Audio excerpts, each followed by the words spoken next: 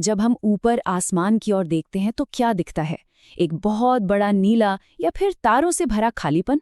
पर सोचिए, अगर वो खालीपन असल में खाली हो ही नहीं तो? क्या हो अगर ये एक बहुत ही पेचीदा, अनदेखी बनावट हो जो कुछ नियमों पर चलती है? तो आज हम इसी हैरान कर देने वाले ख्याल की गहराई में उतरेंगे।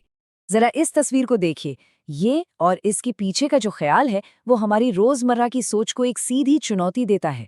ये हमें सोचने पर मजबूर करता है कि जिसे हम स्पेस का एक अंतहीन खालीपन समझते हैं, वो असल में दरवाजों और रास्तों से भरी हुई एक बिल्कुल अलग हकीकत हो सकती है। और यकीन मानिए, ये एक ऐसा आइडिया है जो ब्रह्मांड को देखने का हमारा नजरिया ही बदल सकता है। तो सवाल यही उठता है, क्या हम एक बेतरतीब रैंडम कायनात के नीचे जी रहे हैं, या एक ऐसी व्यवस्था के नीचे जिसका अपना एक आर्किटेक्चर है, अपनी एक बनावट है? तो चलिए इस विचार की पहली परत खोलते हैं। हमारे स्रोत का जो सबसे बुनियादी दावा है वो ये है कि आसमान जैसा हमें दिखाई देता है, असल में वैसा है ही नहीं। इस्लामी धर्म ग्रंथों के मुताबिक आसमान कोई यूं ही फैला हुआ शून्य नहीं है, बल्कि एक स्ट्रक्चर्ड, सुरक्षित और कई परतों वाला सिस्टम है। ये एक ऐसी अनदेखी व्यवस्था है जिसे शायद हमारी आंखें देख न पाएं, लेकिन ये हर पल हर लम्हा काम कर रही है। तो ये जो अनदेखा आर्किटेक्चर है, ये एंट्री पॉइंट्स, रास्तों और परमिशन के एक बड़े ही कॉम्प्लेक्स सिस्टम के जरिए काम करता है। मतलब ये कि हर चीज हर जगह से गुजर नहीं सकती और ना ही हर किसी को गुजरने की इजाजत है। ये एक रेगुलेटेड एरिया है, कोई खुला मैदान नहीं। और यहीं से हम इस पूरे स्ट्रक्चर के सबसे दिलचस्प हिस्से पर आते हैं, आसमान के दरवाजे। और यहाँ हमारे स्रोत इस बात पर बहुत जोर देते हैं कि इन्हें सिर्फ एक कहानी या कविता की तरह नहीं समझना चाहिए। इस बात को और पुख्ता करने के लिए स्रोत कुरान में इस्तेमाल हुए एक खास अरबी शब्द अबवाब की तरफ इशारा करते हैं। इस शब्द का सीधा और साफ मतलब होता है दरवाजे या गेट्स। तो सोचिए, एक दरवाजे के होने का असल मतलब क्या है? इसके पीछे कई गहरे मतलब छिपे हैं। पहला तो ये कि कोई अथॉरिटी है, कोई है जो आने जाने की इजाजत देता है। दूसरा, इसका मतलब है कि वहाँ इंटेलिजेंस है, एक सोचा समझा कंट्रोल है और एक तय दिशा में मूवमेंट होती है। ये कोई रैंडम या बिखरा हुआ सिस्टम नहीं है। तो पॉइंट ये है, स्रोत के मुताबिक जब धर्म ग्रंथ दरवाजों की बात करता है तो वो एक असली काम करने वाले सिस्टम के बारे में बता रहा होता है, किसी साहित्यिक सजावट के बारे में नहीं। ये एक इंफ्रास्ट्रक्चर है।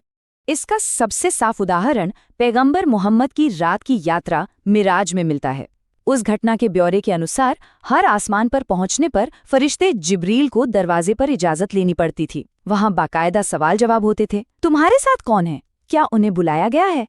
ये बिल्कुल किसी मॉडर्न सिक्योरिटी चेक पॉइंट जैसा लगता है ना? ठीक है, तो अगर ये दरवाजे असली हैं तो इनका काम क्या है? स्रोत बताते हैं कि ये एक टू वे ट्रैफिक सिस्टम है। चीजें ऊपर भी जाती हैं और नीचे भी आती हैं। चलिए पहले ऊपर जाने वाले ट्रैफिक को समझते हैं। इस नजरिए के मुताबिक हमारी सच्ची दुआएं या अच्छे काम बस यूं ही हवा में नहीं फैल जाते, उन्हें बाकायदा खास रास्तों से ऊपर उठाया जाता है।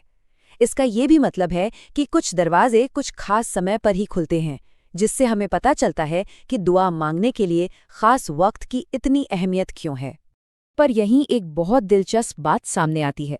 कुरान कहता है कि फरिश्तों को ऊपर चढ़ने में एक ऐसा दिन लगता है जो 50,000 साल के बराबर है। तो फिर ये सब इतनी जल्दी कैसे हो जाता है? यहाँ हमारा स्रोत मॉडर्न फिजिक्स और इस्लामी धर्मशास्त्र के बीच एक बहुत ही दिलचस्प कनेक्शन बनाता है।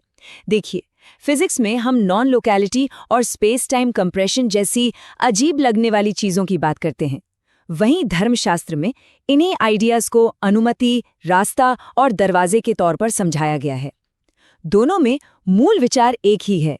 जब सही शर्तें पूरी हो जाएं या परमिशन मिल जाए तो बहुत लंबी दूरियां भी कोई मायने नहीं रखती।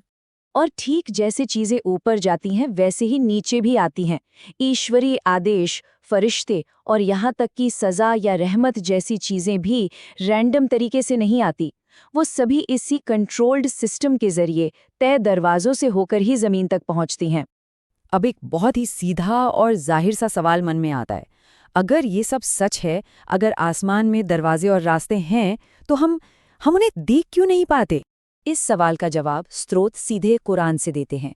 जो ये बताता है कि असल मसला हकीकत का नहीं, बल्कि हमारे देखने और समझने की क्षमता का है। कुरान के मुताबिक अगर दरवाज़ा खोल भी दिया जाए तो भी इंसान उसे समझ नहीं पाएगा। उसे लगेगा कि उसकी आंखों को धोखा हो रहा है या कोई जादू है। और इसकी वजह ये है कि इंसान के देखने समझने की एक लिमिट है। हमारा दिमाग हमें जिंदा रखने के लिए बहुत सारी जानकारी को फिल्टर कर देता है। जरा सोचिए, अगर हम हर समय इस अनदेखी दुनिया को देखते रहते तो शायद हमारा दिमागी तवाज़न ही बिगड़ जाता। फिर तो आजमाइश और अपनी मर्जी से चुनने की आज़ादी का कोई मतलब ही नहीं रहता। और ये हमें एक बहुत गहरे ख्याल पर लाकर छोड़ता है। शायद इस अनदेखी दुनिया का हमसे छिपा होना भी ऊपर वाले की एक तरह की रहमत ही है। तो इन सब बड़ी बड़ी ब्रह्मांड की बातों का हमारी रोजमर्रा की जिंदगी से क्या लेना देना है, ये आखिरी हिस्सा इसी पर बात करता है।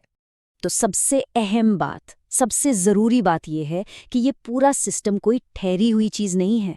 ये एक एक्टिव सिस्टम है जो इंसानी ज़िंदगी के साथ लगातार इंटरैक्ट करता है। आसमान खामोश नहीं है, वो देख रहा है, वो सुन रहा है। तो इस नज़रिए से सोचिए, हमारे ऊपर हर वक्त कुछ ना कुछ हो रहा है। वहाँ ऐसे दरवाजे हैं जो हमारी सच्ची दुआओं के लिए खुलते हैं, लेकिन ऐसे दरवाजे भी हैं जो हमारे घमंड और तकब्बुर को पहचानकर उन्हें रिजेक्ट कर देते हैं। और वहाँ वो रास्ते भी हैं जिन पर फरिश्ते हर रोज़ ईश्वरीय आदेशों के साथ आते जाते हैं। हमारा हर काम इस सिस्टम से जुड़ा हुआ है। और बात यहीं ख़त्म नहीं होती, बल्कि एक भविष्यवाणी की तरफ इशारा करती है। एक दिन आएगा जब ये पूरा अनदेखा ढांचा, ये पूरा इंफ्रास्ट्रक्चर सबके सामने खोल दिया जाएगा। उस दिन आसमान की हकीकत वैसी ही दिखेगी जैसी वो है, दरवाज़ों से भरी हुई। तो जब तक वो दिन नहीं आता, ये स्रोत हमें एक गहरे सवाल के साथ छोड़ जाता है। अगर हमारा हर काम, हर दुआ, हर इरादा ऊपर भेजा जा रहा है और उससे एक इंटेलिजेंट कंट्रोल्ड सिस्टम से होकर गुजरना पड़ता है, तो यह हमारी जिम्मेदारी बनती है कि हम बहुत सोच समझकर और पूरी ईमानदारी से चुनें कि हम उस अनदेखी दुनिया में ऊपर क्या भेज रहे हैं।